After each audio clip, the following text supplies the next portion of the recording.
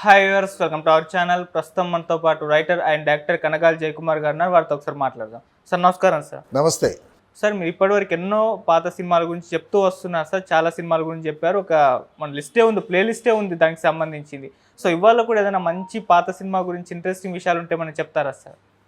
నరుడా ఏమని కోరిక. సార్ పాతాళ భైరవి సినిమా గురించి సార్, ఎందుకంటే అది అప్పట్లో తెలుగు సినిమా చరిత్రలోనే ఒక సెన్సేషన్ క్రియేట్ చేసింది. అవును, అందుకే నరుడా ఏమని కోరిక అన్న. ఆ సినిమా గురించి ఏమన్నా ఉంటే చెప్పండి సార్. జై పాతాళ భైరవి, నరుడా ఏమని కోరిక. అది ఆ స్లోగన్స్ ఆ సినిమాలో చాలా అద్భుతంగా పోయినాయి. ఓకే. దానికి కథ, మాటలు, పాటలు పింగళి నాగేంద్రరావు గారు రాశారు. అద్భుతమైనటువంటి అసలు కథ కూడా ఒక రాజకుమారుడు రాజకుమారి వాటి మీద అసలు మనం కళల్లోనూ తర్వాత చందమామ కథల్లోనూ చదువుకుంటామే. ఒక రాజకుమారుడు అతను చేసేటటువంటి అద్భుతమైనటువంటి విన్యాసాలు రాజకుమారి కోసం అలాగ తయారు చేసినటువంటి కథ ఇప్పుడు చూస్తున్నా కూడా చాలా అద్భుతంగా ఉంటుంది ఆ కథ. ఆ టైటిల్ పాతాళ భైరవి. దానికి విజయ ప్రొడక్షన్స్ వాళ్ళు నాగిరెడ్డి, చక్రపాణి గారు నిర్మాతలు. తర్వాత దర్శక స్రష్ట అగ్రగణ్య దర్శకులు అయినటువంటి కేవీ రెడ్డి గారు డైరెక్టర్. దానికి మ్యూజిక్ ఏమో ఘంటసాల గారు. సరే, కథ, మాటలు, పాటలు పింగళి నాగేంద్రరావు గారు. అది పర్మనెంట్ సెటప్ అక్కడ. అప్పట్లో రామారావు గారు, నాగేశ్వరరావు గారు, ఎస్వి రంగారావు గారు, సావిత్రి గారు వీళ్ళందరూ నెల జీతాలకు పనిచేసేవాళ్ళంట. సో అసలు కేవీ రెడ్డి గారు ఒక చైర్లో కూర్చుంటే నటీనటులందరూ వరుసగా కిందన కూర్చునేవాళ్ళు. అంటే డైరెక్టర్కి అంత అగ్రస్థానం ఉండేది అప్పట్లో. ఆ వ్యక్తిని బట్టి కూడా, ఆ డైరెక్టర్ సీట్లో కూర్చునేటటువంటి వ్యక్తిని బట్టి కూడా ఆ గౌరవం ఉంటుంది అనుకో. అవును. అయితే ఒక జానపద కథ తీయాలనేటటువంటి ఉద్దేశంతో రామారావు గారిని హీరోగా పెట్టి ఒక మంచి రాజకుమారులాగా రామారావు గారిని చూపించాలనేటటువంటి ఉద్దేశంతో తయారు చేసినటువంటి కథ. ఆ కథలో ఒక రాజమహల్ ఉంటుంది. ఆ రాజమహల్లో రాజకుమారి ఉంటుంది. ఆ రాజకుమారికి తల్లి, తండ్రి. తర్వాత ఆ రాజకుమారి మామ రేలంగి క్యారెక్టర్, ఒక ఎంటర్టైన్మెంట్ క్యారెక్టర్ పెట్టారు. ఓకే. అందులో ప్రతి క్యారెక్టర్కి ఒక మేనరిజం పెట్టాడు ఆయన. ఆ రేలంకి తప్పు అంటుంటాడు రేలంగి. అలాగే ప్రతి క్యారెక్టర్కి ఒక చక్కని మేనరిజం పెట్టారు.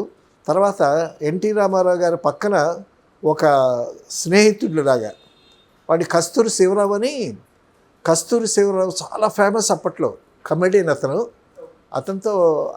అతను పెట్టి హీరోగా సినిమాలు కూడా చేశారు. మద్రాసులో రామారావు గారి ఇంటి పక్కనే ఈ కస్తూరి శివరావు ఉండేది. అతనికి మంచి డిమాండ్ అప్పట్లో కస్తూరి శివరావుకి. ఈ కథ 30 భాగం రామారావు గారి మీద నడిచిన ఈ 30 భాగంలో ఈ కస్తూరి శివరావు ఉంటాడు. తర్వాత సెకండ్ హాఫ్లో సగం నుంచి కస్తూరి శివరావు మీద కథ నడిపిస్తారు. సో అప్పట్లో ఉండేటటువంటి కస్తూరి శివరావుకి, రేలంగికి ఉండేటటువంటి ఫాలోయింగ్ని బట్టి ఆ కథ తయారు చేయటం, ఆ స్క్రీన్ ప్లే, ఆ డైలాగులు రాయటం అవన్నీ చాలా అద్భుతంగా సమకూరింది ఆ సినిమాకి అవన్నీ. అది స్థూలంగా కథ ఏంటంటే, ఒక రాజమహల్లో రాణి రాజు ఉంటారు. సిఎస్ రావు రాజు భార్యగా ఎవరో వేశారు. తర్వాత ఆ భార్య తాలూకా తమ్ముడుగా రేలంగి కామెడీ క్యారెక్టర్ అనమాట, ఒక రాజకుమారుడిలాగా. ఆ కోటకి, ఆ రాజమహల్కి సంబంధించినట్టు ఒక తోట ఉంటుంది. ఆ తోటలో ఒక తల్లి, కొడుకు ఉంటారనమాట. ఆ కొడుకు ఒక ఫ్రెండ్ ఉంటాడు. ఆ తల్లి, ఆ కొడుకే, తోటలో ఉండేటటువంటి కొడుకే తోటరాముడు. రాముడు అతని పేరు, తోటరాముడు అంటారు. తర్వాత అతనికి ఒక స్నేహితుడిగా వెంట ఉండేటటువంటి కస్తూరి శివరావు వేషం వేశాడు. ఆ తోటలోకి ఇది తోటరాముడు, ఆ ఫ్రెండ్స్ ఇద్దరు అల్లరిచిల్లరగా తిరుగుతుంటారు, ఏ పని చేయకుండా తిరుగుతూ ఉంటారు. అసలు సినిమా స్టార్టింగే ఎన్టీ రామారావు గారు, ఆ కస్తూరి శివరావు వాళ్ళిద్దరూ ఫైట్తో స్టార్ట్ చేస్తారు ఆ సినిమా స్టార్ట్ చేయటమే. అప్పుడు రామారావు గారిని ఇక్కడ వరకు బేరుపాటి చూపిస్తాడు. రామారావు గారు మంచి యవ్వనంలో ఉన్నాడు అప్పుడు. సో ఉంగరాల జుత్తు, ఇంకా నీలాగా మంచి ఉంగరాల జుత్తు అప్పట్లో, బాగా జుట్టు బాగా పెంచుకొని చాలా అందంగా ఉన్నాడు రామారావు గారు, మంచి యవ్వనంలో ఉన్నాడు. సో ఆ ఎక్సర్సైజ్ చేసేటప్పుడు బాడీ కూడా వెల్ బిల్ట్ బాడీ, అసలు చూపించడమే చాలా అట్రాక్టివ్గా చూపించారు. సో వీళ్ళిద్దరూ ఎప్పుడు ఈ కత్తులతో కర్రసాము కత్తిసాము నేర్చుకున్నాడు రామారావు గారు అప్పటికి. సో ముందు కర్రసాము చేపిస్తారు, కర్రసాముతో చూపించిన తర్వాత మదర్ వచ్చి ఏ పని పాట లేకుండా ఊరికే తిరుగుతారని వాళ్ళిద్దరిని పట్టుకొని బాగుతుందన్నమాట. సో ఆ టైంలో ఒరేయ్ మీరు లోపలికి వెళ్ళి రాజకుమారి వస్తుంది తోటలోకి, రాజకుమారి చలికలతో విహారానికి వస్తుంది అనమాట. అప్పుడు ఆ రాజకుమారిని ఎవరు చూడకూడదు, అందుకోసమని వాళ్ళిద్దరిని గదిలో పెట్టేసేసి తలుపు గొడి పెట్టేస్తుంది. ఇంతలో రాజకుమారి వస్తుంది, రాజకుమారి చలికెత్తులతో వస్తుంది. వస్తూ ఉంటే వీళ్ళు ఏం చేస్తారు, తలుపుకి ఒక బొక్క పెట్టి అందులో నుంచి గొడి తీసేసి ఒక పూల మొక్కలు చాటును దాక్కొని చూస్తూ ఉంటారు. రాజకుమారి వస్తుంది చెలికత్తెలతో వచ్చి అక్కడ ఒక పాట పాడుద్ది. ఆ సినిమా నిండా చాలా అద్భుతమైనటువంటి మ్యూజిక్ పెట్టారు, ఒక పాట పాడుద్ది. సో పాట పాడుతూ చెలికత్తెలతో సరదాగా ఆడుకుంటుంటే వాళ్ళని ఈ పదుచాటును దాక్కొని వీళ్ళిద్దరూ చూస్తారనమాట. చూసిన తర్వాత రాజకుమారి వెళ్ళిపోతే ఆ రాజకుమారిని చూసినటువంటి ఆవిడ అందాన్ని చూసినటువంటి మైకంలో ఉండి తోటరాముడు అప్పుడు రామారావు అనేవాళ్ళు కాదు, ఎన్టీఓడు అనేవాళ్ళు. అంత ఇష్టం జనాలకి అప్పట్లో. సరే అప్పుడు ఎంటర్టైన్మెంట్ ఏం లేదు, సినిమా ఒక్కటే. ఏంటి మూటలు కట్టుకొని వచ్చి చూసేవాళ్ళు సినిమాలో. నేను ఎప్పుడు చిన్నప్పుడు చూశాను నేలలో ఉండి ఆ సినిమా. సరే రాజకుమారి వెళ్ళిపోయిన తర్వాత రాజకుమారిని చూసిన అందం ఆ మైకంలోనే ఉంటాడు, ఇంకా ఉండి పక్కన ఫ్రెండ్ పలకరిస్తూ ఉంటాడు. ఆహాహాహా ఏమి రాజకుమారి రా, ఆ రాజకుమారి పక్కన ఒక్కసారి నుంచుంటే చాలురా అని అంటాడు. రాజకుమారి పక్కన నుంచుంటే మీ అమ్మ వాతలు పెట్టుద్ది పదా అని తీసుకెళ్తారు. ఈ విధంగా ఆ హీరోయిన్ ఎవరు, మాలతి వేసింది, మాలతి హీరోయిన్. తర్వాత ఈ తోటలోకి రావటం, ఈ రాముడేమో అమ్మాయిని చూడటం, ఆ అమ్మాయిని చూడటంతో ఒక విధంగా అమ్మాయి లవ్లో పడతాడు. ఆవిడేమో రాజకుమారి, ఇతను తోట పని చేసేటటువంటి వాడు. సో చాలా వ్యత్యాసం ఉంది. కానీ ఒక తోటరాముడు, ఒక సామాన్యుడు రాజకుమారిని ప్రేమించాడు అని ఆ లింక్ పెట్టడంతో సామాన్య ప్రేక్షకుడు బాగా కనెక్ట్ అవుతాడు. సో అప్పుడే బాగా ఆలోచించారు. వాడు ప్రేమించిన వాళ్ళు కూడా సినిమాలు చూస్తారు కదా, చూసిన వాళ్ళు బాగా కనెక్ట్ అవుతారు ఆ సిచ్యువేషన్స్కి. అవన్నీ చాలా బాగా డిపిక్ట్ చేశారు కేవీ రెడ్డి గారు. తర్వాత ఒక స్టేజ్లో ఆ అమ్మాయి వస్తూ ఉంటే పూలు చల్లుతాడు అన్నమాట. పూలు చల్లితే ఎవరో ఈ పూలు చల్లారు అది ఇది అని వెళితే అక్కడ ఒక ఉయ్యాల కట్టి అక్కడ చక్కగా డెకరేట్ చేసి ఉంటుంది. సో అదంతా అరేంజ్ చేశాడు తోటరాముడు. సో ఆ అమ్మాయి వచ్చి రాజకుమారి వచ్చేసరికి ఆ ఉయ్యాల్లో పండుకొని ఉంటాడు అనమాట. ఆ పండుకొని ఉంటే అప్పుడు ఆవిడ వచ్చి చూస్తుంది. చూసి తోటరాముడు పండుకొని ఉంటాడు, అంతా నటన. పండుకొని ఉంటే చూస్తాడు, చూసి చాలా బాగున్నాడే అని అనుకుంటాడు. తర్వాత ఇతను లేస్తారు, అక్కడ ఒక సంభాషణ చేశారు. మొత్తానికి వాళ్ళిద్దరికీ ఆ ప్రేమ అనేటటువంటిది అంకురించిన తర్వాత ఒక పాట పెట్టాడయ్యా. ఏం పాట తెలుసా? కలవరమాయే మదిలో నా మదిలో కన్నులలోన కలలే ఆయే మనసే ప్రేమ మందిరమాయే కలవరమాయే మది. ఈయనేమో తోటలో పాడుతుంటాడు, ఆవిడేమో రాజమహల్లో పాడుతూ ఉంటుంది. ఆ పాట చాలా పాపులర్, కలవరమాయే మదిలో అని ఘంటసాల గారే పాడారు. కలవరమాయే మదిలో ఎంఎస్ రామారావు గారు పాడారు అనుకుంటా. ఘంటసాల గారు మ్యూజిక్ డైరెక్టర్ ఆ సినిమాకి. ఆ కలవరమాయ మదిలో అనేటటువంటి పాట ఎంఎస్ రామారావు గారు పాడినట్టున్నారు. మధ్యలో హమ్మింగ్ ఘంటసాల గారు పాడారు. ఎంఎస్ రామారావు అంటే ఘంటసాల గారికి ముందు గాయకుడు. హనుమాన్ చాలీసా ఉందే, హనుమాన్ చాలీసా పాడినటువంటి గాయకుడు ఎంఎస్ రామారావు అని ఆయన పాడాడు. మధ్యలో హమ్మింగ్ ఏమో ఘంటసాల గారు పాడారు. తర్వాత డ్యూయట్స్ మాత్రం ఘంటసాల గారు పాడాడు. తర్వాత బ్యాక్గ్రౌండ్ స్కోర్ అంతా ఘంటసాల గారే. తర్వాత వాళ్ళిద్దరికీ, తోటరాముడికి రాజకుమారికి ప్రేమ అంకురించిన తర్వాత మరొక పాట పెట్టాడు. అడుగడుగునా పాటలు ఉంటాయి ఆ సినిమాలో. సో మంచి మ్యూజికల్ ఫిల్మ్ అని చెప్పుకోవచ్చు. ఓకే. ఆ పాట ఏంటంటే, ఎంత ఘాటు ప్రేమయో ఎంత తీవ్ర వీక్షణమో అని పాట. ఎంత ఘాటు ప్రేమయో, ఘాటు అనేటటువంటి మాట అప్పట్లో ఉపయోగించటం అనేటువంటిది చాలా గమ్మత్తైనటువంటి ప్రయోగం ఇది. ఘాటు ప్రేమ. ఇప్పుడు ఘాటు ప్రేమ అని అంటే హాస్యాస్పదంగా ఉపయోగిస్తాం.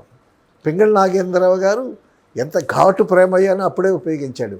అంటే ఘాటు అనేటటువంటి పదానికి ఆల్టర్నేటివ్ దొరకలేదేమో ఆయనకి. చాలా అద్భుతంగా కథ కానీ, మాటలు కానీ, పాటలు కానీ పింగళి నాగేంద్రరావు గారు అద్భుతంగా రాశాడు ఆయన. అసలు ఎవరు ఉన్నా లేకపోయినా విజయ ప్రొడక్షన్స్లో పింగళి నాగేంద్రరావు గారు ఉండాల్సిందే. నాగిరెడ్డి గారి బ్రదరు, నాగిరెడ్డి గారు అన్నయ్య బిఎన్ రెడ్డి గారు, నరసింహారెడ్డి గారు, ఆయన సినిమాలు తీస్తూ పింగళి నాగేంద్రరావుని ఇవ్వమంటే ఇవ్వలా, మేమేమో అన్నారు. అంత విజయ ప్రొడక్షన్స్లో చాలా పర్మనెంటు, చాలా ఇష్టడు, చాలా గౌరవం ఆయనకి పింగళి నాగేంద్రరావు గారు అంటే. ఓకే. అద్భుతం. కథ, మాటలు, పాటలు అన్నీ ఆయనే రాసేవాడు. మరి ఎంత స్పీడ్గా రాసేవాడు ఆయన. తర్వాత ఇలా జరుగుతూ ఉంటుండగా ఎస్వి రంగారావు క్యారెక్టర్ని ఇంట్రడ్యూస్ చేశారు. అయ్యా ఎస్వి రంగారావు క్యారెక్టర్ నేపాళ మాంత్రికుడు. ఆయన డైలాగులు కూడా, ఆయన రెండరింగ్ కూడా, జానపదం సినిమా కదా, ఆయన రెండరింగ్ కూడా భలే గమ్మత్తుగా ఉంటుంది. సంజీవి సిద్ధమ సాయరా నిగ్గరై అంటుంటాడు. సో ఎస్వి రంగారావు క్యారెక్టర్ని ఇంట్రడ్యూస్ చేయటమే చాలా అద్భుతంగా ఇంట్రడ్యూస్ చేశారు. ఆయన గెటప్పే భలే ఉంటుంది, నేపాళ మాంత్రికుడు గెటప్. ఆయన్ని చూపించడమే, ఎస్వి రంగారావు చూపించి చెయ్యి టక్కమని నరుక్కుంటాడు. నరుక్కుంటే ఇక్కడికి మొక్క కట్ అయిపోయి కింద పడిపోయి ఉంటుంది. అంతకుముందే ఆయన శిష్యుడేమో పద్మనాభం సంజీవి సిద్ధమ సాయిరా డింగరి అంటాడు. అలంటే ఒక సంజీవి మొక్క తీస్తాడు శిష్యుడు, పద్మనాభం వేసింది ఆ వేషం. తర్వాత అంటే కాళికి బలివ్వటం అన్నమాట. కాళికి పూజ చేయటం, కాళిని స్మరించుకోవటం, ఆత్మహత్య చేసుకోవటం, అంత భయంకరంగా ఇంట్రడ్యూస్ చేశారు ఎస్వి రంగారావు గారి క్యారెక్టర్ని. ఆ ముక్క తెగిపోతుంది. తెగిపోయిన తర్వాత పద్మనాభం వస్తాడు, ఆ ముక్క అతికించరా అంటాడు. అతికిస్తాడు. అతికించి ఆ సంజీవి రెమ్మని ఇలాగంటాడు అనమాట. ఇలా అంటే మళ్ళీ అతుక్కుపోద్ది. అడవిలో సంజీవి మొక్కని ఉంటుంది. ఆ సంజీవి మొక్క చిన్నప్పుడు కథలు చెప్పేవాళ్ళు మన పెద్దవాళ్ళు. ఎవడికో మోకాలకి దెబ్బ తగిలిందంట, రక్తం కారుతుందంట భయంకరంగా. అడవిలో వెళుతూ ఆకులు, అలమలు, వేర్లు అవన్నీ ఏదో దొరికితే ఆ రక్తం తుడుచుకుంటూ వెళ్తున్నట్ట. ఏదో గబుక్కున రక్తం ఆగిపోయిందంట. ఏంటని చూస్తే అక్కడే సంజీవి మొక్క ఏదో దొరికింది, అతికించాడు, మాయమైపోయింది. అలాగా ఆ సంజీవి మొక్క అనేటటువంటి దాన్ని అక్కడ ప్రవేశపెట్టాడు. ఆ సంజీవి మొక్క తాలూకా అక్కడ చూపించడానికి కారణం ఏంటంటే లాస్ట్లో మళ్ళీ ఆ సంజీవిని కూడా కలుపుతాడు కథలో. తర్వాత ఆ రాజమహల్ గేట్వే రాజమహల్ ముఖద్వారం ఉంటుంది కదా, ఆ ముఖద్వారం దగ్గర జనాలు కూడి ఉంటారు. ఎస్వి రంగారావు రాతిని కోతిగా చేస్తాడు, ఆ కోతిని ఒక డాన్సర్గా చేస్తాడు, అది డాన్స్ చేస్తుంది. అక్కడ కావలసిన వాళ్ళందరికీ వింతలు విశేషాలన్నీ చేసి చూపిస్తాడు. ఓకే. చేసి చూపించేసరికి ఈ ఎన్టీ రామారావు తోటరాముడు ఫ్రెండ్ కలిసి వస్తారనమాట. కలిసి వస్తే తోటరాముడిని చూస్తాడు ఎస్వి రంగారావు. చూసి యువకులు ముందుకు రండి అని అంటే అప్పుడు తోటరాముడు ముందుకు వస్తాడు. బాలక నీకేం కావాలో కోరుకోని అంటాడు. అనంటే నాకు రాజకుమారి కావాలి అని అంటాడు. అనేసరికి నాతో రారా, నీకు రాజకుమారి లభ్యమవుతుంది అని వెంట తీసుకెళ్తాడు. వెంట తీసుకెళ్ళిన తర్వాత ఆ వెంట తీసుకెళ్ళేటప్పుడు మళ్ళా అక్కడ ఒక పాట పెట్టాడు. వీడు నేపాళ మాంత్రికుడు కదా, సో వీడేంటంటే పాతాళ భైరవికి ఒక యువకుడిని బలిచ్చి దాని ద్వారా ఒక అద్వితీయ శక్తులు పొందాలనేటువంటి ఉద్దేశంతో ఎస్వి రంగారావు నేపాళ మాంత్రికుడు తోటరాముడిని తీసుకెళ్తుంటాడు.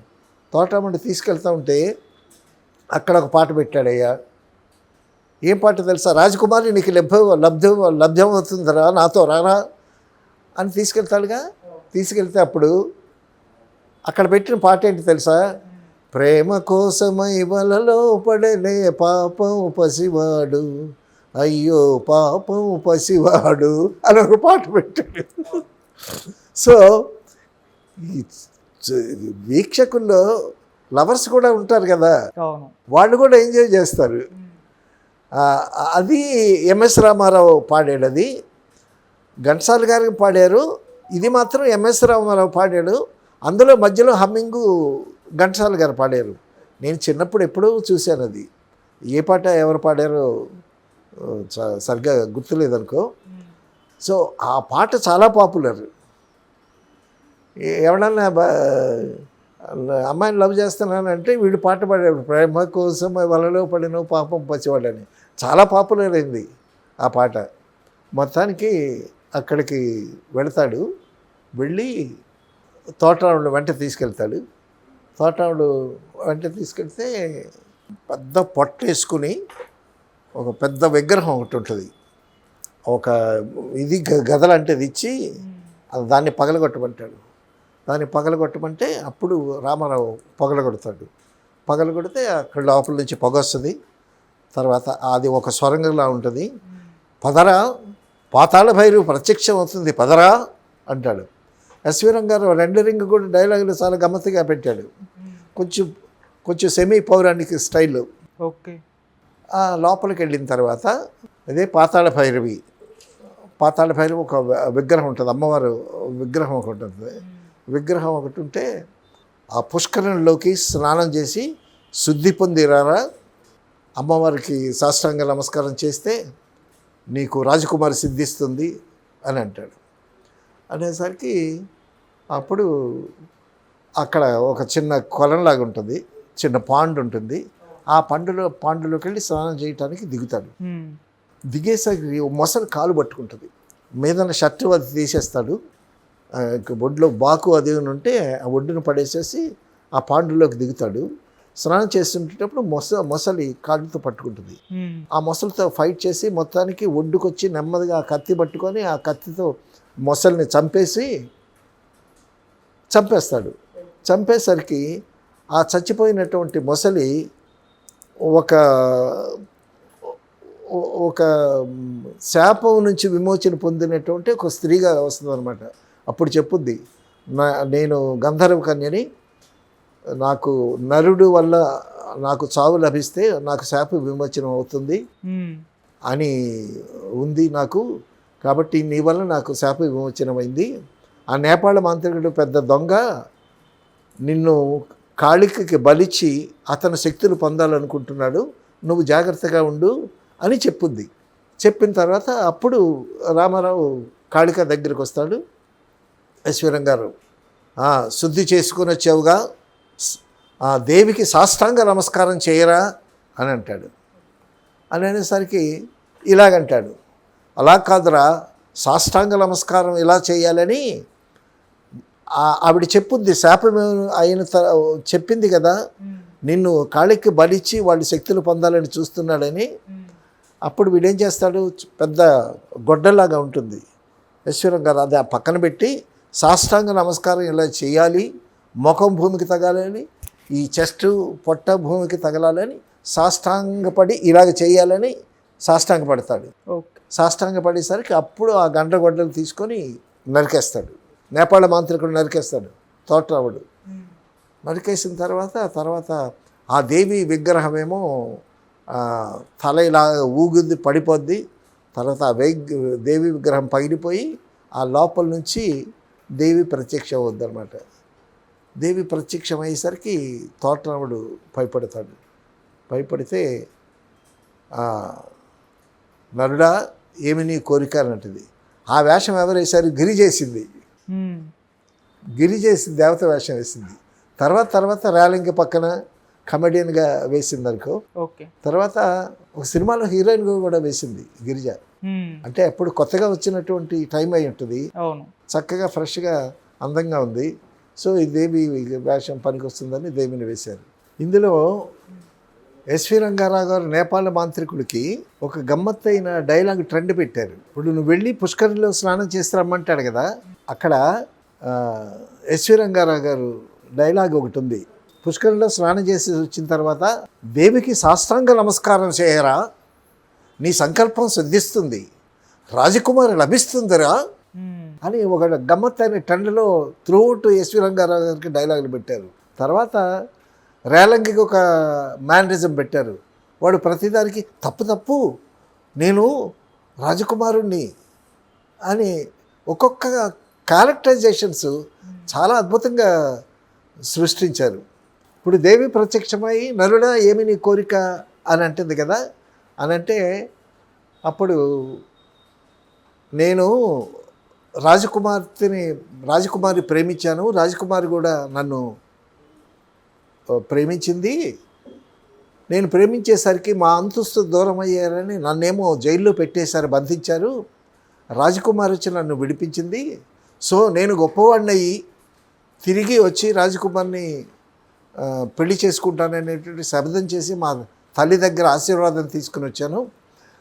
కాబట్టి నా సంకల్పం, నా కోరిక నెరవేర్చేటట్టు దీవించు తల్లి, అది ఇదనంటే అప్పుడు గిరిజ చాలా పొట్టిగా ఉంది. అప్పుడు దేవి అదేమో నరుడా నీకు ఒక చిన్న ప్రతిమ ఇస్తున్నాను, ఈ ప్రతిమ తీసుకో, ఈ ప్రతిమ తీసుకుని నన్ను స్మరించినప్పుడల్లా నేను నీకు కనిపించి నరుడా ఏమి నీ కోరిక అంటాను, నీ కోరిక చెప్తే అప్పుడు నీ కోరిక ఫలిస్తుంది అని చెప్తుంది అనమాట. అప్పుడు ఆ చిన్న బొమ్మ ప్రతిమ తీసుకొని కళ్ళకు అద్దుకుంటాడు. అద్దుకున్న తర్వాత వస్తూనే అంటాడు, ఆ గుహలోకి వెళ్ళిపోయాడు కదా, ఆ గుహలోనే డైరెక్ట్గా రాజదర్బార్కి రావాలన్నమాట. జై పాతాళ భైరవి అని అంటే బొమ్మ ఇలా పెట్టుకొని జై పాతాళ భైరవి అంటాడు. అనేసరికి దేవి ప్రత్యక్షం అవుతుంది. నరుడా ఏమి నీ కోరిక అంటది అని అంటే నేను రాజకుమారులాగా తయారయ్యి ఆ రాజమహల్లో ప్రత్యక్షం అవ్వాలి, రాజకుమారి దగ్గరికి వెళ్ళాలి అని అంటాడు. అనేసరికి అని ఇలా దీవిస్తుంది అనమాట గిరిజ. దీవించేసరికి రాజకుమారుడు డ్రెస్ వచ్చేస్తుంది. అన్నీ గమ్మత్తుగా ఈ మాసెస్ ఎంజాయ్ చేయగలిగేటటువంటి, ఒక్కసారి తోటరాముడు గెటప్లో ఉండేటటువంటి వాడు రాజకుమారుడు అయిపోతాడు. అయిపోయేసరికి ఒక హీరో మీద ఉండేటటువంటి ఇది ఉంది చూసావా, జనాలు భలే ఎంజాయ్ చేస్తారు. ఒక్కసారి ఈ తోటరాముడల్లా రాజకుమారుడిలాగా గెటప్లో కనిపిస్తాడు. కనిపించి నేను రాజకుమారి దగ్గరికి వెళ్ళాలి అని అనుకునేసరికి టక్కుమని రాజకుమారి హాల్లోకి ప్రవేశిస్తాడు. ప్రవేశించేసరికి రాజకుమారితో కలుస్తాడు. అక్కడ వాళ్ళిద్దరు సరదాగా ఒక పాట పాడుకుంటారు. మళ్ళా రొమాంటిక్ సాంగ్స్, ఆ భాష కూడా చాలా ఎంత చక్కని భాష వాడాడు. ఎంత ఘాటు ప్రేమయో ఎంత తీవ్ర వీక్షణమో అంటాడు ఆయన. వీక్షణము అంటే చూపులు అనమాట, చూపులు కలిసినటువంటి ఎంత తీవ్ర, ఒకరినొకరు చూసుకుంటారు కదా, ఆ వీక్షణం అనేటటువంటి ఒక మంచి మాటలు, ఎక్కడెక్కడ మంచి మాటలు వాడాలో ఎక్కడెక్కడ మాస్ డైలాగులు వాడాలో అక్కడ చాలా చక్కగా వాడాడు పింగళి. తర్వాత ఇంతలోకి ఈ ఒక నరుడెవడో ప్రవేశించాడు అని రేలంగి వస్తాడు. రేలంగి వచ్చేసరికి ఈ మాలతి, హీరోయిన్ మాలతి రాజకుమారి, సో ఆవిడేమో నువ్వు దాక్కో అని చెప్పి ఒక కర్టన్ వెనక దాక్కుంటేసరికి రేలంగి వస్తాడు. ఒక నలుడు ప్రవేశించాడు అని వెతుకుతూ ఉంటాడు. వెతుకుతుంటే ఆ కర్టన్ చట్టు నుంచి తప్పేస్తుంది. తప్పించేసిన తర్వాత రేలంగి వెళ్ళిపోతాడు. రేలంగి వచ్చినప్పుడల్లా భలే నవ్వులు. సరే అక్కడి నుంచి తర్వాత ఒక రాజమహల్లోకి తోటరాముడు ఫ్రెండ్ ఉన్నాడు కదా, కస్తూరి శివరావు, అంజిగాడు అనేవాళ్ళు అప్పట్లో. అంజిగాడు కస్తూరి శివరావు, అతను వస్తాడనమాట. అతను వచ్చి రాజుగారి దగ్గరికి వచ్చి, రాజా, మహారాజా, మా యువరాజు, మా తోటరాముడు అప్పటికే మంచి ఇదైపోయాడు కదా, సో మీకు కానుకలు పంపించాడు అని చెప్పి, ఒక ఇటుపక్క ఒక 10 మంది అమ్మాయిలు కానుకలు పట్టుకుని ఉంటారు, ఇటుపక్క ఒక 10 మంది చెలికత్తెల కానుకలు పట్టుకుని ఉంటారు. సో మా తోటరాముడు, మా యువరాజు మీకు కానుకలు పంపించాడు అని చెప్తే ఈ రాజు రాణి చూసి బిత్తరపోతారనమాట. బిత్తరపోతే ఇంత గొప్పవాడు ఎట్లా అయ్యాడు అని ఆశ్చర్యపోతే తర్వాత తోటలో ఉండేటటువంటి వీళ్ళ నివాసం ఉంది కదా, ఆ నివాసానికి బదులు ఒక పెద్ద మహల్ కట్టించేస్తాడు, మాయామహల్ కట్టిస్తాడు. దాని పేరు మాయామహల్ అని పెట్టాడు. సో ఆ మాయామహల్ మీరు వీక్షించాలి రండి అని చెప్పి ఆహ్వానం పలుకుతాడు శివరావు. తర్వాత ఈ తోటరాముడు ఇంత గొప్పవాడు ఎట్లా అయ్యాడా అని ఆశ్చర్యపోతూ రాజు, రాణి, రాజకుమారి, రేలంగి వీళ్ళందరూ కలిసి ఆ మాయామహల్లోకి వెళ్తారు. వెళితే అసలు వీళ్ళు ఉన్న రాజభవనం కూడా చాలా అంత అద్భుతంగా ఉంది. సో ఆ రాజభవనంలోకి ఎంటర్ అయిన తర్వాత వీళ్ళకి స్వాగతం పలుకుతూ పాటలు, తర్వాత ఒక రొమాంటిక్ సాంగు, డ్యాన్సు, అవన్నీ ఆ మాయామహల్లో చూసి వీళ్ళు బిత్తరపోయేసరికి అప్పుడు ఈ రేలంగి రాజకుమారిని చేసుకుంటానని అప్పటి వరకు వెంటబడుతూ ఉంటాడు. అప్పుడు రాజు ఏం చేస్తాడంటే, నువ్వు చాలా ప్రయోజకుడు అయ్యావు కాబట్టి నా కూతుర్ని నీకే ఇచ్చి పెళ్లి చేస్తాను అది అని అంటాడు. అనేటప్పుడు అప్పట్లో పెళ్ళి ప్రయత్నాలు జరుగుతూ ఉంటాయి అన్నమాట. ఇక్కడ కాళికాదేవి దగ్గర తోటరాముడు నరికేశాడు కదా ఎస్వి రంగారావుని. ఆ ఎస్వి రంగారావుకి ఒక పక్కన ఒక అటెండెంట్ ఉంటాడు, ఒక సహాయకుడు, అది పద్మనాభం వేశాడు ఆ వేషం. ఈ పద్మనాభం చనిపోయాడు కదా నేపాళ మంత్రుడు ఎస్వి రంగారావు. వీడు ఈ పద్మనాభం ఏమో దూరదర్శిని పొడుగ్గా ఉంటుంది, ఒక దూరదర్శిని. అట్లాంటి దాంట్లో చూస్తాడు, మా గురువుగారు ఏమయ్యారు అని ఇలా చూస్తూ ఉండేసరికి అక్కడ కాళికాదేవి దగ్గర ఆ మొండెం తెగి పడి ఉంటాడు. అప్పుడు పద్మనాభం వెళ్ళి మొట్టమొదట చెయ్యి నరుక్కుండేటప్పుడు సంజీవితో చెయ్యి అతికించాడు కదా పద్మనాభం. అప్పుడు మళ్ళా ఆ సంజీవిని ఆ చిన్న మొక్క తీసుకొని, ఎండు పుల్లలాగా ఉంటుంది, ఆ మొక్క తీసుకొని వెళ్ళి నేపాళ మాంత్రికుడిని మళ్ళీ బతికిస్తారన్నమాట. సరిగ్గా వీళ్ళ పెళ్ళి, తోటరాముడు రాజకుమారి పెళ్ళి జరిగేటప్పటికి వాడు బతికి వస్తాడు. వచ్చి తర్వాత మలయాళ మాంత్రికుడికి వాడి శక్తులన్నీ గడ్డంలో ఉంటాయంట. గడ్డంలో ఉంటాయి. యశ్వరం గారు వస్తాడు.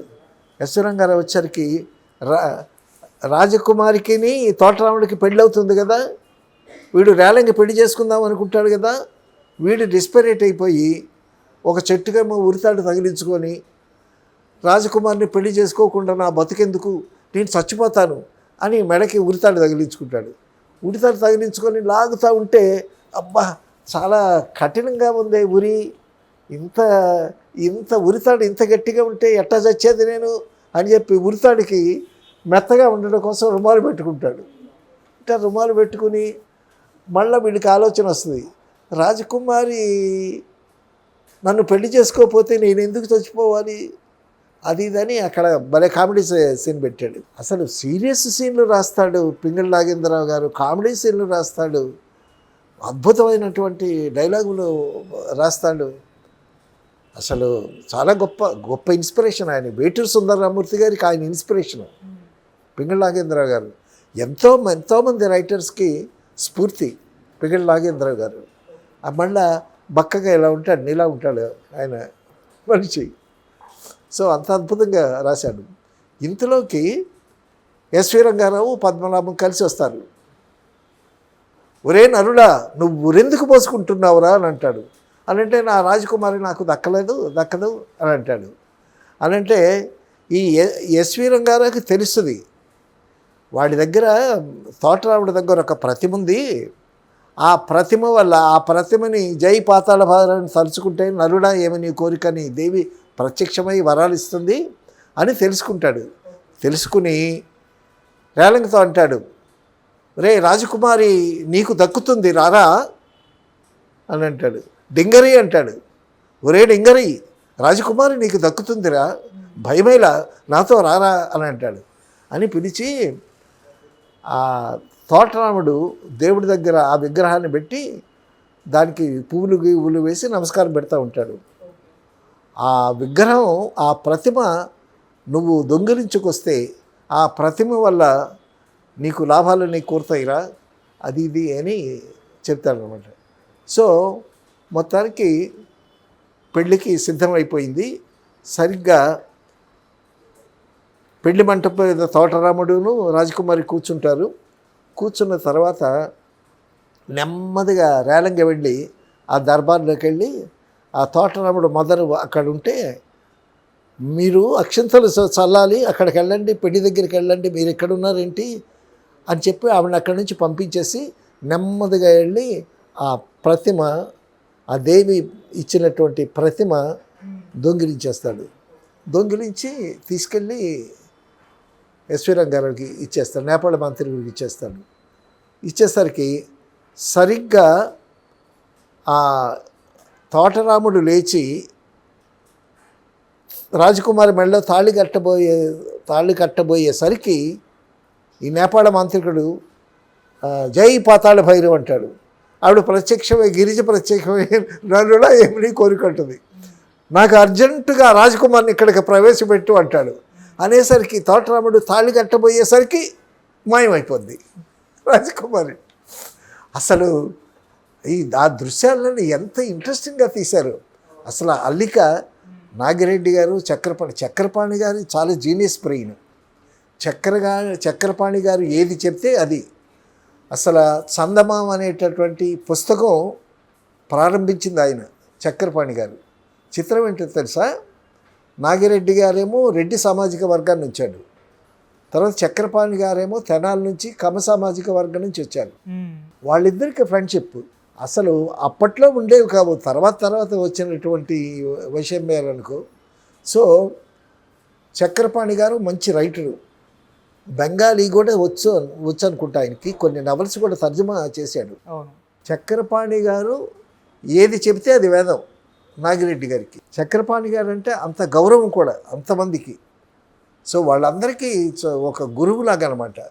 ఏదన్నా సమస్య వచ్చిందంటే చాలా చులకనగా పరిష్కరించేస్తాడు చక్రపాణి గారు. మహామేధావి ఆయన.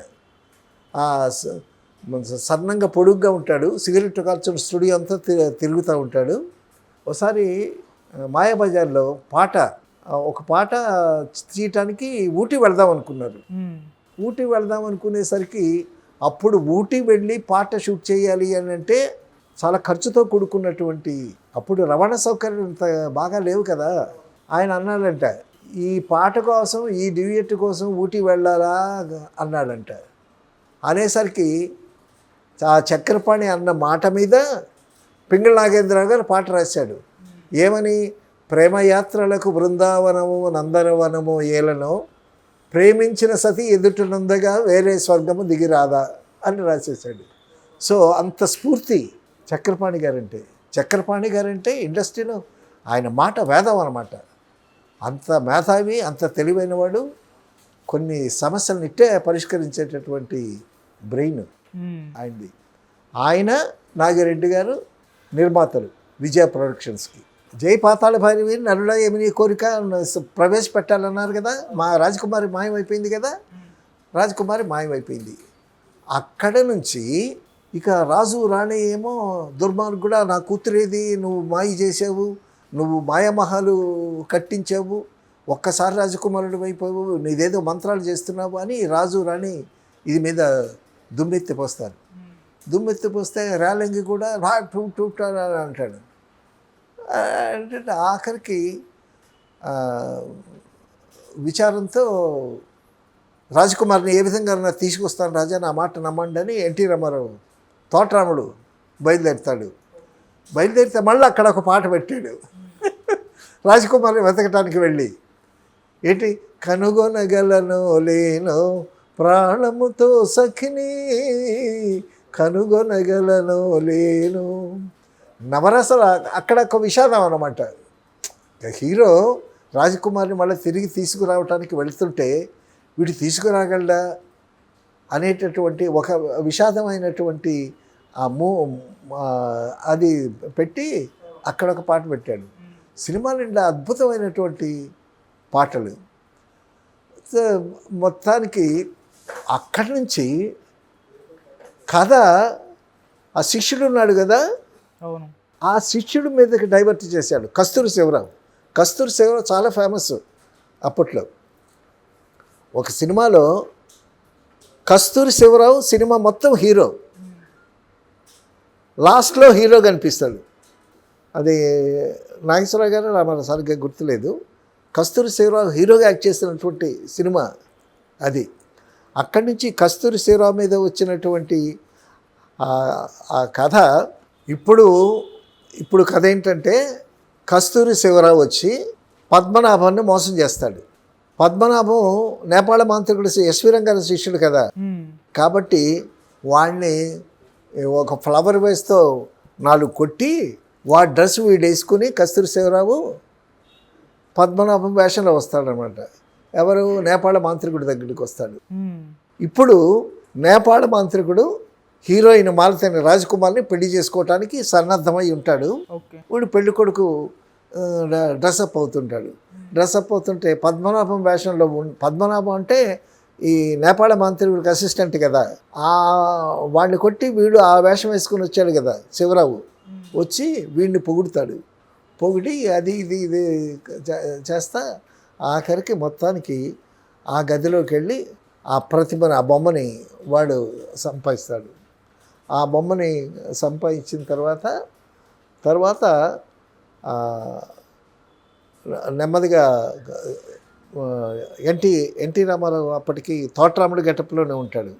సో ఆ తోటరాముడు గెటప్లో ఉండేటటువంటి వాళ్ళని ఆ ప్రతిమ ద్వారా రప్పిస్తాడు. ఈ ప్రతిమ పెట్టుకుంటే జై పాతాళ భైరవి అంటే నరుడా ఏమి కోరిక అని గిరిజ ప్రత్యక్షం అవుతుంది కదా. సో ఏం కోరిక కావాలి అంటే నేను రాజకుమారి దగ్గరికి వెళ్ళాను సార్, రాజకుమారి దగ్గరికి వచ్చేస్తాడు. సో రాజకుమారి దగ్గరికి వచ్చేసిన తర్వాత ఇంతలోకి పెళ్లి గెట్టప్ వేసుకొని నేపాళ మంత్రికుడు ఎస్వి రంగారావు వస్తాడు. సెంటు గింటు గట్ట ఉంటాడు. ఉండి వాడు నేపాళ మంత్రికుడు వస్తున్నాడని చెప్పి ఎన్టీ రామారావు ముసుగు తన్ని పండుకుంటాడు. రాజకుమారి పక్కన దాక్కుంటూ ఉంటే ఎస్వి రంగారావు వస్తాడు. ఎస్వి రంగారావు వచ్చి, దేవి నిద్రించుచున్నావా అని అంటే అప్పుడు ఎన్టీ రామారావు రాజకుమారి లాగా డైలాగులు చెప్తూ ఉంటాడు. అప్పటికి ఇంకా ఆ బొమ్మ వీళ్ళకి దక్కలేదు. అప్పుడు వచ్చి రాజకుమారి లాగా మాట్లాడితే, నేను మిమ్మల్నే పెళ్లి చేసుకుంటాను, మీరు వచ్చి నా పక్కన కూర్చోండి అది ఇదని ఎన్టీ రామారావు లేడీ వాయిస్లో రాజకుమారి చెప్తే ఎస్వి రంగారావు వచ్చి పక్కన కూర్చుని ఒక్కసారి ముసుగు తీసి ఎన్టీ రామారావు వాళ్ళిద్దరికి మంచి ఫైట్ అనమాట. ఆ ఫైట్లో ఆ బొమ్మ జారిపోద్ది. ఆ బొమ్మ జారిపోతే ఆ బొమ్మని ఫైట్ చేస్తూనే ఎస్వి రంగారావు బొమ్మ అందుకోవాలని ట్రై చేస్తుంటే ఈ కస్తూరి శివరావు లేదు, ఓ చిన్న సుత్తి లాంటిది పట్టుకొని వాడు బొమ్మకి ఇలా లాక్కుపోయేటప్పుడు చెయ్యి మీద కొడుతుంటాడు. మళ్ళా చెయ్యి ఇలా అంటాడు, వీళ్ళే కొడుతుంటాడు. ఆఖరికి మొత్తానికి అతన్ని అప్పటికే మీ ఈ శక్తులన్నీ మీ గడ్డంలో ఉన్నాయి కదా, మీరు గడ్డం తీసుకుంటే పెళ్లి కొడుకులాగా బాగా ఉంటారనేసరికి వాడు గడ్డం తీసుకొని వచ్చేస్తాడు ఎస్వీరం గారు. ఇప్పుడు గడ్డం లేదు ఎస్వీరం గారికి. సో ఆ శక్తులు కూడా పోయాయి. సో ఈ బొమ్మ కూడా చేజిక్కింది. కాబట్టి శక్తిహీనుడు అయిపోయాడు అనమాట నేపాళ మాంత్రికుడు. అప్పుడు ఆ విధంగా తర్వాత వాళ్ళు బలశాలిగా చూపించాడు, వాళ్ళిద్దరికి మంచి ఫైట్ చూపించాడు. సో ఆ ఫైట్ గీట ఇదంతా అయిపోయిన తర్వాత అప్పుడు రాజకుమార్ని తీసుకొచ్చి రాజుగారికి రాణికి అప్పచెప్తాడు. అప్పచెప్పిన తర్వాత అప్పుడు రేలంగే రియలైజ్ అయ్యి నేను చేసుకుంటాను అంటాడు కదా, తనే రియలైజ్ అయ్యి ఇతను చాలా వీరుడు, చాలా తప్పిపోయినటువంటి రాజకుమార్ని రక్షించి తిరిగి తీసుకొచ్చాడు, కాబట్టి రాజకుమార్ని అతనికే ఇచ్చి పెళ్లి చేద్దాం అది ఇది అని చెప్పి రేలంగి చేతే తోటరాముడిని రాజకుమార్ని కల్పిస్తారనమాట. ఓకే. సో కల్పించిన తర్వాత ఒక మంచి మంగళహారతులు అది ఇది వచ్చి వాళ్ళు రాజకుమారి తోటరాముడు కలిసి రాజు కాళ్ళకి రాణి కాళ్ళకి మొక్కుతారు. తర్వాత తల్లి కాళ్ళకు కూడా మొక్కుతారు. ఆ తల్లి క్యారెక్టర్ కూడా చాలా చక్కగా తీర్చిదిద్దాడు. మొత్తానికి మాటలు, పాటలు, సన్నివేశాలు, తర్వాత మాయమంత్రాలు అన్నీ అద్భుతంగా ఇప్పుడు చూసినా కూడా చాలా బాగా ఎంజాయ్ చేస్తాం ఆ సినిమాని. ఇదే పాతాళ భైరవి కథని డైరెక్టర్ బాపయ్య గారు హిందీలో తీశారు. అక్కడ కూడా పెద్ద హిట్ అయింది. జితేంద్ర అనుకుంటా హీరో. సో ఒకసారి చిరంజీవి గారు కూడా ఎప్పుడో అన్నట్టు గుర్తు నాకు, పాతాళ భైరవి లాంటి ఒక కథ తయారు చేస్తే చిరంజీవి గారు ఇప్పుడు వేసినా కూడా ఒక జానపద హీరోగా అటువంటి క్యారెక్టర్ వేస్తే డెఫినెట్గా బాగుంటుంది. అది రీసెంట్గానే అశ్విని దత్ గారిని అడిగారు, పాతాళ భైరవి లాంటి ఒక జానపద చిత్రం నాతో తీయనని అడిగారు. చాలా బాగుంటుంది. ఒక రాజకుమారుడిలాగా బాగుంటాడు ఆయన. రామ్ చరణ్ వేసినా బాగుంటుంది. సో జూనియర్ ఎన్టీఆర్ ఇప్పుడు ఇటువంటి జానపద కథలు భలే ఇంట్రెస్టింగ్గా ఉంటాయి, పిల్లలు కూడా చూస్తారు. అప్పుడేంటి ఆబాల గోపాలం పిల్లలు, మధ్య వయస్కులు, ముసలివాళ్ళు చక్కగా ఎంజాయ్ చేసేవాళ్ళు ఈ సినిమాల్ని. అటువంటి జానపదం మళ్ళా ఒకసారి బాగా తీస్తే విఠాచార్య గారి సినిమాలన్నీ జానపదాలే కదా. సో చాలా ఇంట్రెస్టింగ్గా ఉంటాయి అవి. సో అటువంటి మంచి జానపదం ఒక సినిమా మళ్ళీ వస్తుందని ఆశిద్దాం. సార్ ఇప్పుడు అంటే గ్రాఫిక్స్ అయిపోయింది, పెద్ద పెద్ద సెట్లు వేస్తున్నారు, సిజిఐ వచ్చేసింది, సిజిఐ. సో అప్పుడు సెట్లు వేసేవారు, ఎలా తీసేవారు సార్ గ్రాఫిక్స్ అదంతా కూడా? అక్కడ మిచెల్ కెమెరా మీద టిక్ తీసేవాళ్ళు. మిచెల్ కెమెరానే ఇంత ఉండేది, మిచెల్ కెమెరా ఇంత ఉండేది. ఇప్పుడు నువ్వు ఉన్నావు, మిచెల్ కెమెరా ఆన్ చేస్తే నువ్వు కనిపిస్తావు. నువ్వు అదృశ్యమయ్యేటట్టు ఎట్లా తీస్తారంటే, ఇప్పుడు నిన్ను కూర్చోబెట్టి కెమెరా ఆన్ చేస్తారు, కెమెరా ఆన్ చేసిన తర్వాత కెమెరా ఆఫ్ చేస్తారు, ఆఫ్ చేసిన తర్వాత నిన్ను లేపేస్తారు, ఉట్టి కుర్చీని చూపిస్తారు, అది రన్ చేస్తారు. సో తర్వాత కెమెరాలో కూడా ఒక వ్యక్తి అదృశ్యమయ్యేటటువంటి డెవిస్ ఉంది. అలాగే చేసేవాళ్ళు. మేము సంపూర్ణ రామాయణాలు చేసేవాళ్ళగా. బాపు గారు సంపూర్ణ రామాయణలో ట్రిక్ ఫోటోగ్రఫీకి రవికాంతరావుగా ఇచ్చొచ్చాడు. సో ఆయన చేస్తూ ఉండగా మేమంతా చూసాం. అవన్నీ ట్రిక్స్ అన్నీ మిచెల్ కెమెరాలో చేసేవాళ్ళు. అసలు టెక్నాలజీ రాకముందే అద్భుతమైనటువంటి మాయాబజార్లో టెక్నాలజీ అప్పటికి వచ్చిందా? ఈ టెక్నాలజీ రాలేదుగా. మాయాబజార్లో ఎంత అద్భుతంగా తీశారు. ఘటోద్ఘట కూర్చుంటే లడ్డులు టక టక టక టక నోట్లోకి వెళ్ళిపోతూ ఉంటాయి. సో అప్పట్లో అద్భుతంగా తీశారు. ఇప్పుడు టెక్నాలజీ పెరిగింది కాబట్టి ఇంకా అద్భుతంగా తీయచ్చు.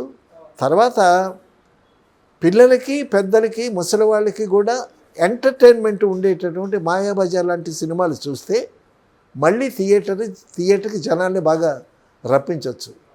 సో ఈరోజు ఒక మంచి కథ, తోటరాముడు కథ, తోటరాముడు అనేటువంటి టైటిల్తో సినిమా కూడా తీసినట్టున్నారు.